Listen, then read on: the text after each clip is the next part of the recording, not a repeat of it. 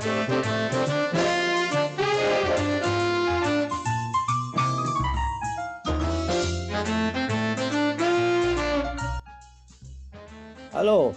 para pendengar Suyanto.id dimanapun Anda berada.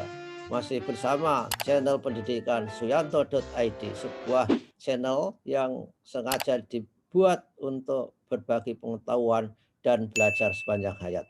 Nah, mudah-mudahan saudara semua sehat walafiat. Kali ini kita ketemu lagi dengan seorang guru berprestasi dari SMP Islamiyah Widodaren, Ngawi, Jawa Timur. Yang minggu lalu kita sudah bincang-bincang mengenai sekolah siaga kependudukan.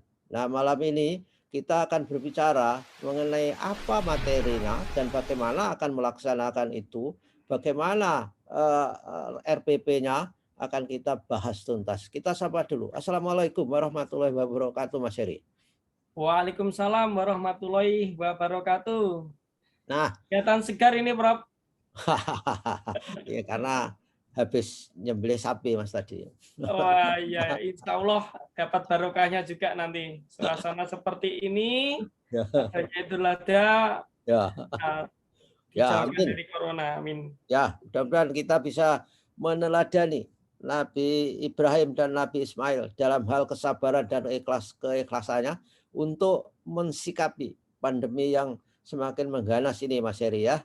Jadi itu harus bersabar, harus ikhlas untuk tidak ngumpul-kumpul misalkan saja.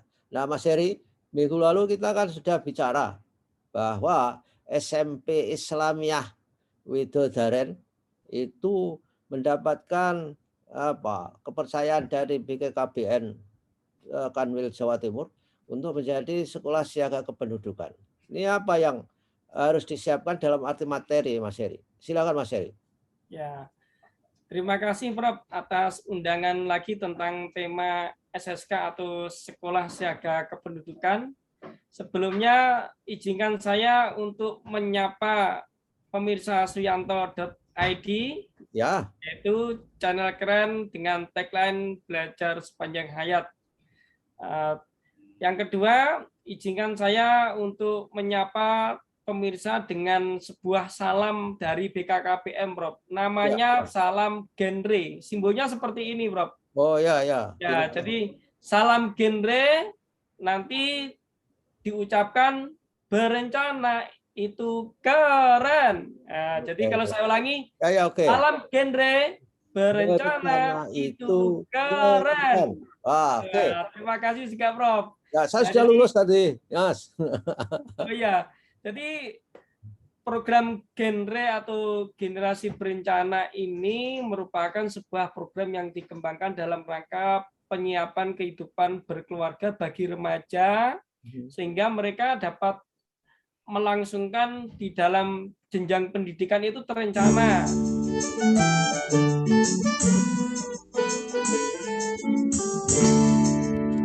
Kemudian karir pekerjaannya juga terencana, bahkan menikah penuh perencanaan, juga termasuk pengenalan siklus kesehatan reproduksinya benar-benar paham, sehingga itulah konsep utama dari genre. Oke. Yang kedua, yang ketiga, Prof, untuk implementasi sekolah kita, setelah diklat itu kita melakukan RTA, dan ini sudah barusan kemarin sosialisasi terhadap guru, walaupun cara daring, semi daring, Prof. Kemudian kita akan minggu depan menyiapkan pojok SSK dan memilih duta SSK di sekolah kita nanti, diseleksi dulu. Ya. Jadi itu langkah awal kita setelah kita melakukan diklat tersebut dan kita melakukan koordinasi terutama di BKKBN Kabupaten. Ya, Pak Mas, tanya, kalau pojok itu dibuat, pojok SSK nanti dibuat, sekolah mempunyai otonomi atau segalanya ditentukan dari BKKBN, warnanya misalkan saja, mungkin warna sekolah sampai beda dengan warna-warna simbolik BKKBN. Gimana nanti? Ya, Itu tidak ada aturannya, Prof.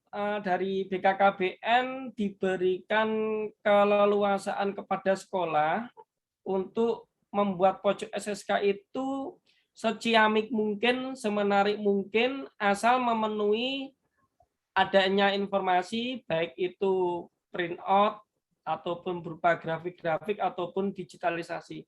Dan kebetulan ini sudah 3 hari ini sekolah kemarin dari Ibu Kepala Sekolah dalam menyambut pojok SSK itu, di depannya itu kita temboknya itu dicat warna hijau kecoklatan, ada garis motif 3 dimensinya, Prof.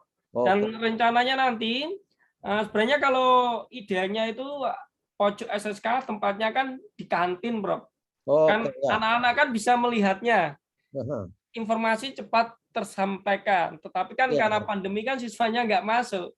Jadi ini kita membuatnya di telasar taman sekolah kita. Kebetulan kita selain sekolah SSK atau sekolah siaga kependudukan adalah sekolah adiwiyata. Itu ada gazebo, nanti rencananya akan kita buatkan sebuah ruang yang namanya pojok SSK.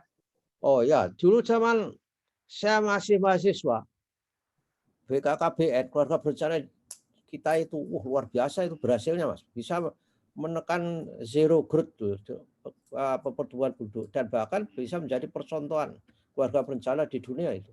Yang programnya yang paling hebat itu dulu KIE, terkenal sekali, komunikasi, edukasi, dan komunikasi, informasi, edukasi, KIE, komunikasi, informasi, edukasi. Apa masih disebut-sebut zaman sekarang di BKKBN itu ketika ada pelatihan itu? Sudah enggak ya? Kalau kemarin tidak, Prof. Cuma yang disebut adalah tentang genre keluarga berencana itu, karena dalam BKKBN itu implementasi pendidikan kependudukan itu yang dibahas tidak hanya masalah jumlah kualitas penduduk saja, tetapi diharapkan juga peningkatan kualitas penduduk. Walaupun ada juga isu lain, misalnya mobilitas penduduk yang dipengaruhi misalnya urbanisasi dan lain-lain. Ada juga masalah tema usia lanjut orang tua itu bagaimana, usia produktif itu bagaimana. Bahkan kemarin ada informasi yang menarik, Prof. Tidak hanya pangkat golongan guru itu muda, madya tuh. Untuk lansia itu ada tingkatannya, Prof. Lansia muda, menengah, dan tua. Ya, ada yang produktif. Ya. Oh, juga ada, Prof. Wah, saya termasuk yang mana ya? Wah, Prof, lansia produktif.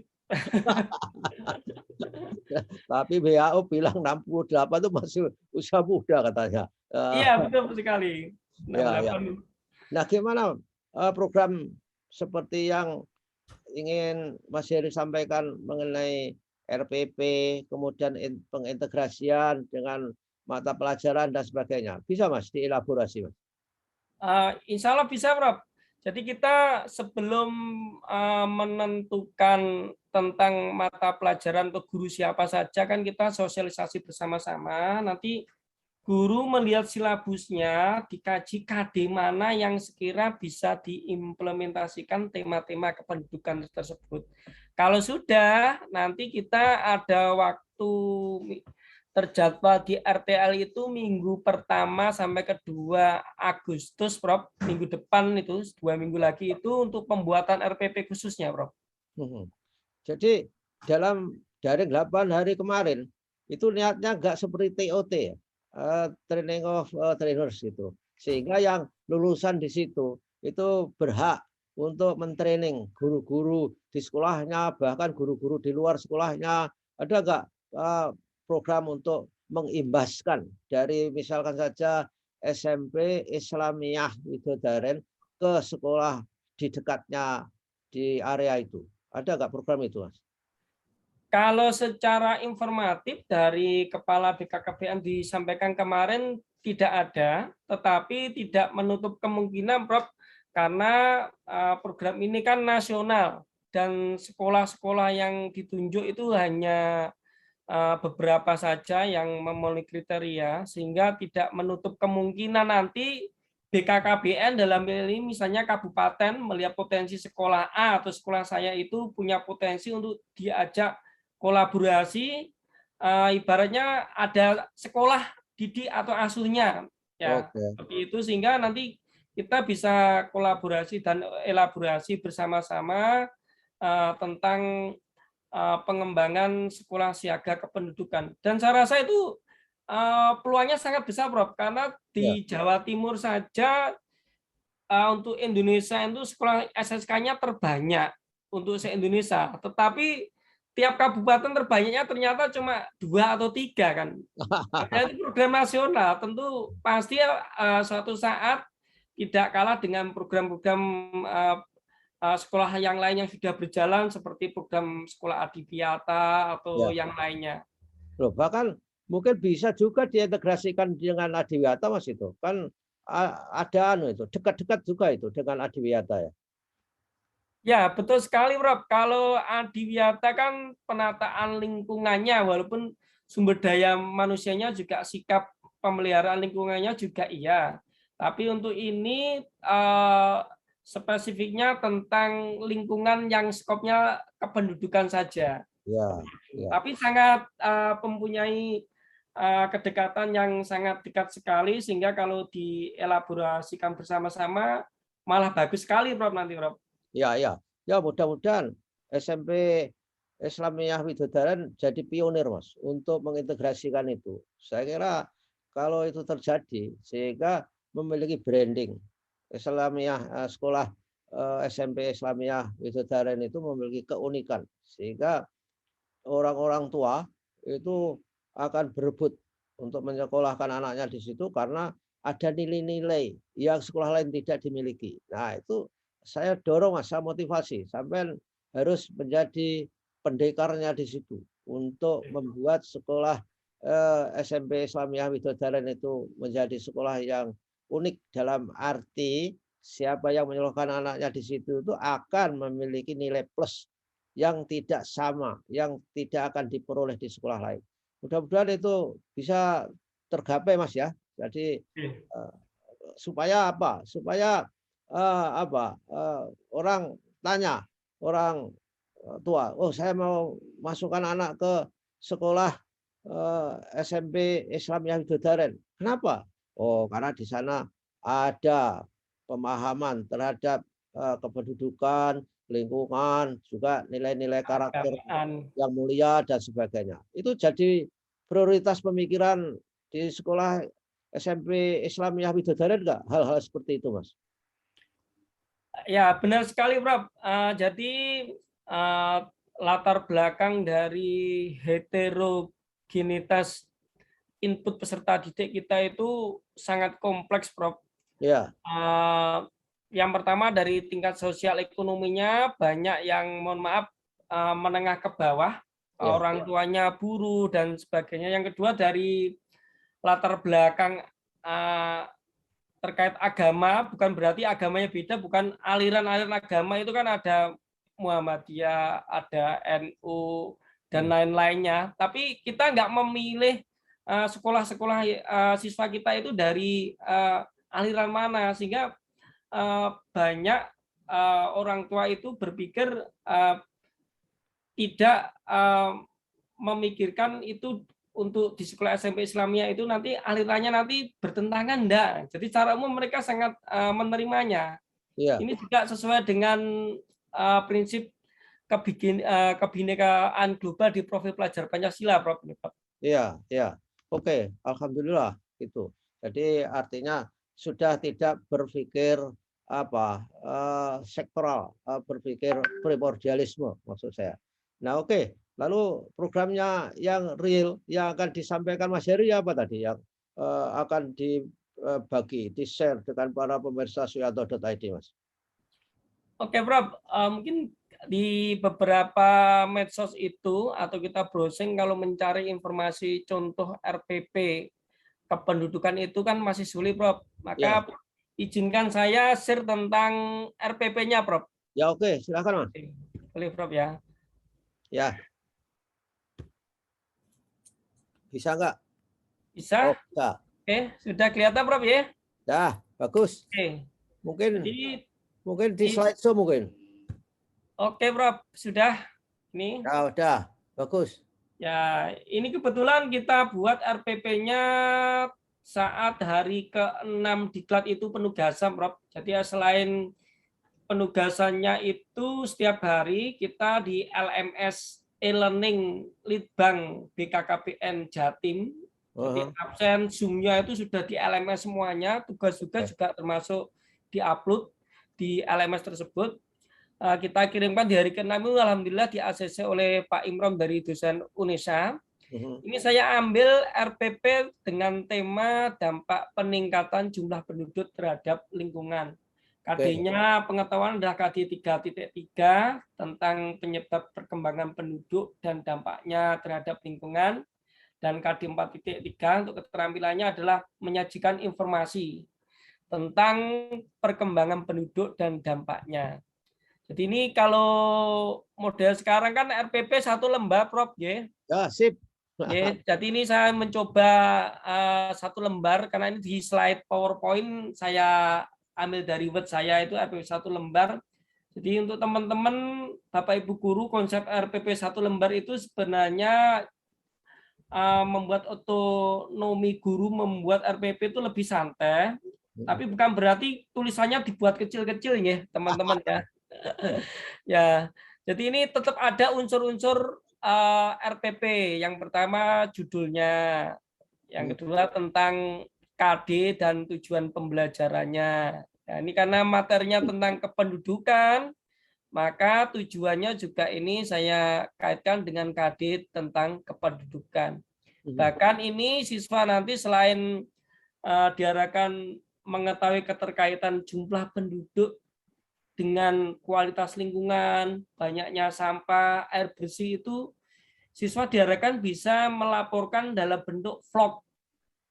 Vlog sekarang ini kan era gadget, Prof. Sehingga kita perlu menstimulasi siswa itu senang di dunia mereka. Melaporkannya lewat vlog video tentang kependudukan. Nah, model yang saya buat di RPP saya adalah STM atau STS, Science Technology Society.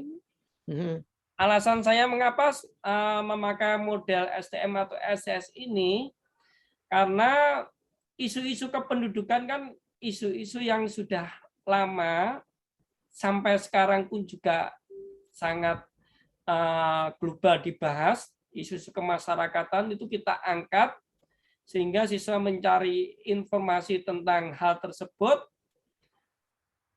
dan menghubungkan dengan keterkaitan antara jumlah penduduk itu dengan kondisi lingkungan itu bagaimana. Nah, nanti akan terlihat di kegiatan intinya. Jadi langkah pertama saya mengajak siswa itu di dunia mereka itu saya tayangkan foto dan video, Prof.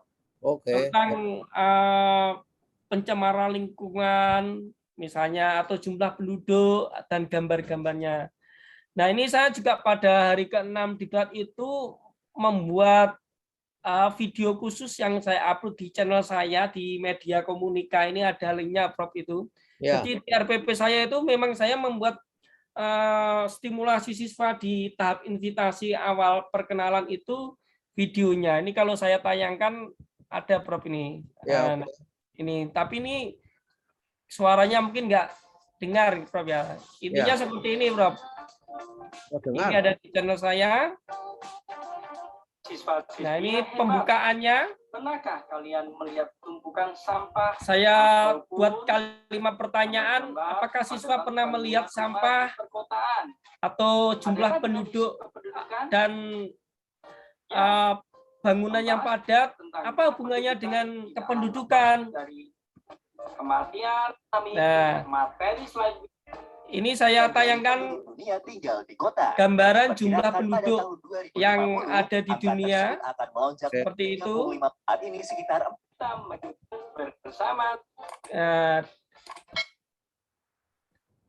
Kemudian itu seperti apa persepsinya, Prof? Ya.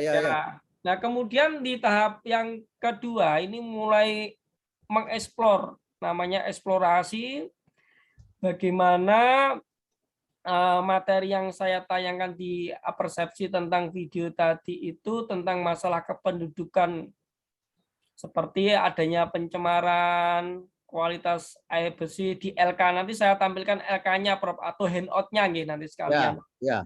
Kemudian siswa melakukan tahap yang ketiga yaitu eksplanasi solusi.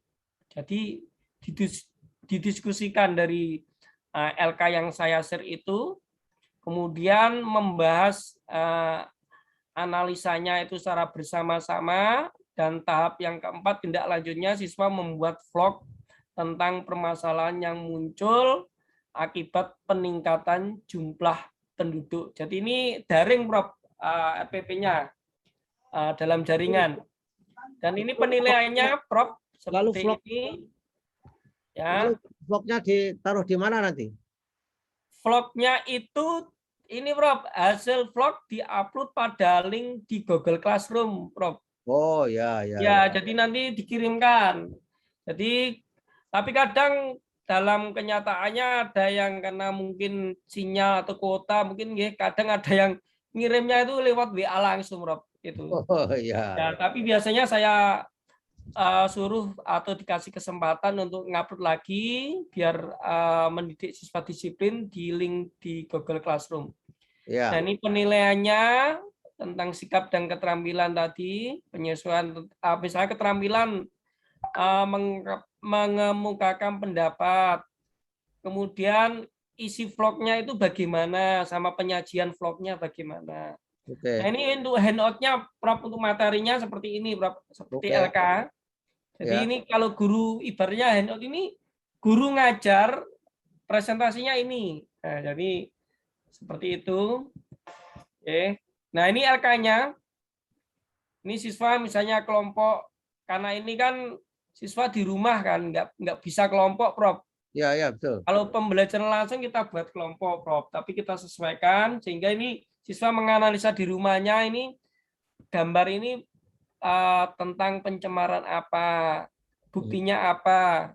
Nah, kemudian kita kaitkan gambar atau kondisi lingkungan tersebut itu dengan misalnya kalau sampah yang banyak itu menumpuk, apa akibatnya? Kadang siswa masih bingung, Bro. Saya kasih gambaran begini, misalnya keluarga kamu jumlah keluarganya anggotanya 4 ya. 4 satu hari sampahnya 4 kresek. Teman kamu keluarganya 6 anggotanya. Satu hari bisa 2 kresek. Itu satu hari 2 keluarga aja 10 kresek. Ya, misalnya 10 kresek untuk 6 keluarga lah misalnya, Prof. Kalau seminggu bagaimana jumlahnya? Pasti kan banyak. Kalau sebulan, kalau setahun. Nah, otomatis siswa akan berpikir dari yang tadi berpikir secara umum, kita ajak ke hal yang spesifik, yang real, sehingga siswa berpikir, oh ternyata jumlah penduduk atau dalam hal ini adalah jumlah anggota keluarga itu berpengaruh terhadap sampah. Oke. Air bersih kan juga sama, Prof. Misalnya si A minum berapa gelas, si B berapa gelas, otomatis kan berpengaruh, Prof. Terhadap jumlah penduduk dengan perumahan. Otomatis kan lahan yang semula ada pepohonannya itu untuk membuat rumah, otomatis kan perlu penggusuran atau penebangan pohon tersebut, Prof, untuk dijadikan rumah. Sehingga lahan pertanian, lahan ruang hijau terbuka dan seterusnya kan menjadi berkurang. Sehingga siswa akan bisa berpikir bahwa semakin banyak jumlah penduduk, maka ketersediaan ruang, lahan pertanian juga akan sedikit, semakin sempit, sehingga manusia memerlukan ruang untuk bergerak itu juga sangat sulit. Kalau kita lihat di Bogor itu, kalau dari stasiun dulu banyak yang lahan sawahnya, Prof. Sekarang perumahan semuanya, Prof. Ya, Mungkin di Jogja juga gitu ya, Prof ya? wah ya sama ya. Sawah-sawah sudah diubah jadi perumahan dan Iya. itu lama-lama daya dukung kehidupannya semakin buruk kalau penduduk tidak dikendalikan jumlahnya ataupun ditingkatkan kualitasnya. Itu saya kira bagus ini program ini, Mas. Ya, Oke. bagus lah. Ya. Kemudian setelah ini, setelah memiliki eh, apa bahan-bahan ini kan nanti mungkin bisa diberikan kepada guru-guru untuk mengikuti paling tidak logikanya atau caranya membuat. Rencananya begitu enggak itu?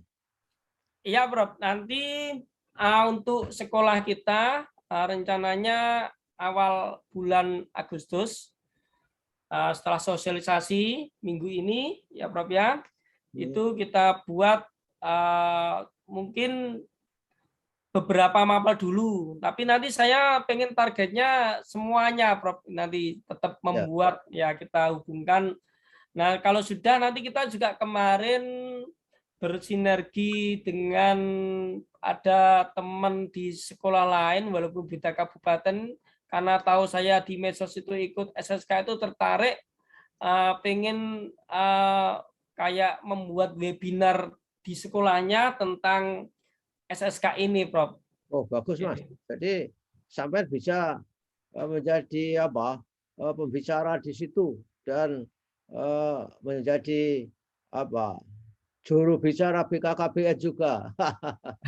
Insya Allah, Prof. Dan ini kemarin kita juga dikasih gift hadiah dari BKKBM, Prof. Apa itu? Belum dikirim, tapi saat pengumuman kelulusan itu terbaik akan dikirimkan sekitar seminggu kemudian. Terus kemudian dari Ibu Kepala Sekolah kemarin, Mbak Apri dari BKKBN Kabupaten sudah menyiapkan gift untuk saya kebetulan. Oke, bagus, Mas.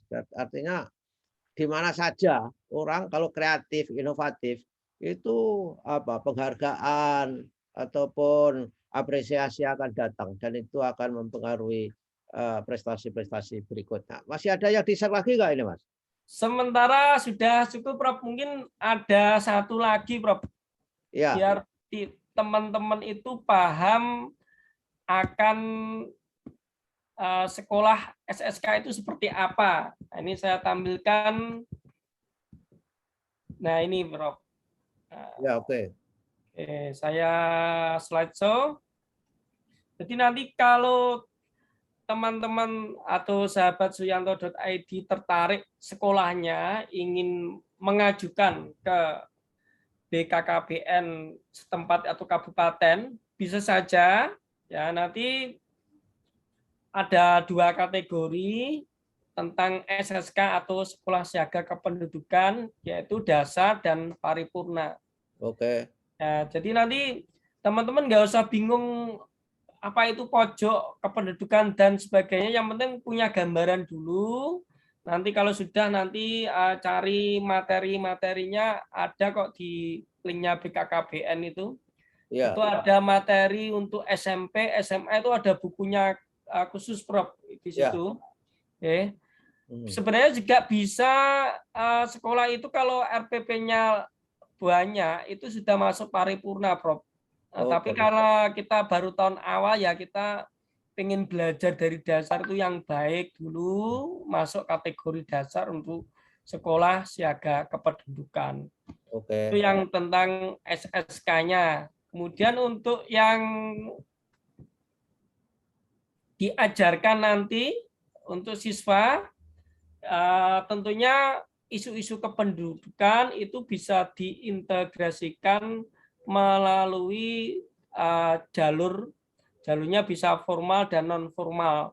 Ya, kayak kita sekolah berarti yang formalnya misalnya ASN lain itu bisa non formal atau ibaratnya memberikan masukan materi selain dari jalur yang formal. Ya, oke. Nah, kemudian, nah ini Prof, biar tahu kemarin lupa saya sharekan mengapa sih BKKBN mulai merambah ke dunia sekolah. karena ada dasar hukumnya yaitu Undang-Undang Nomor 52 Tahun 2009 yaitu tentang pendidikan kependudukan. Oke. Ya. Nah, kita sekarang juga sebagai sekolah di era sekarang kan juga berpikirnya jangan terlalu pasif, kita harus terbuka, bisa mengembangkan sekolah itu bisa tidak hanya satu sektoral, tapi bisa lintas sektoral. Kayak pendidikan ternyata bisa mengarah ke kependudukan. Ya, sehingga di era globalisasi nanti kita bisa menyiapkan kader-kader generasi siswa yang benar-benar siap sesuai dengan tujuan pendidikan kita bisa meraih generasi emas 2045. Ya. Demikian Prof yang saya share. Ya, oke. Jadi globalisasinya bukan nanti Mas, ini sudah mulai ini. Iya Prof, betul sekali Prof.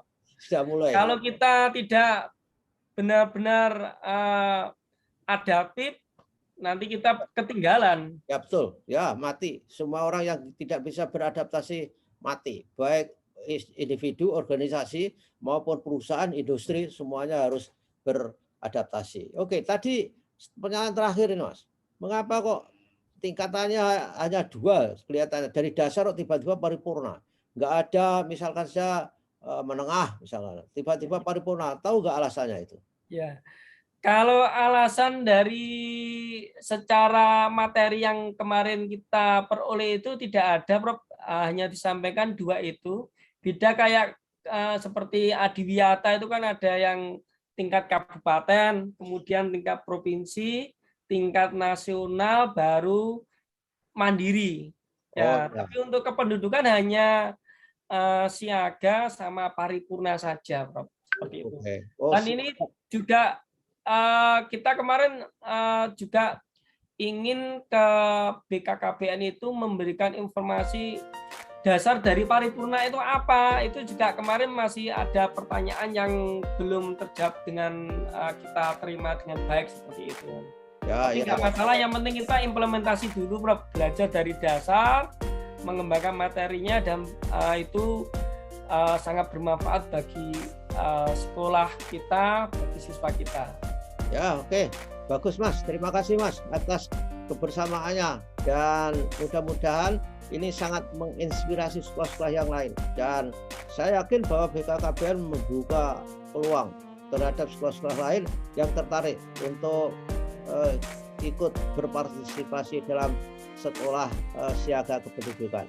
Terima kasih, mudah-mudahan sehat selalu Mas ya, dan assalamualaikum warahmatullahi wabarakatuh. Waalaikumsalam warahmatullahi wabarakatuh. Atur suwun, Prof. Oke, sami-sami.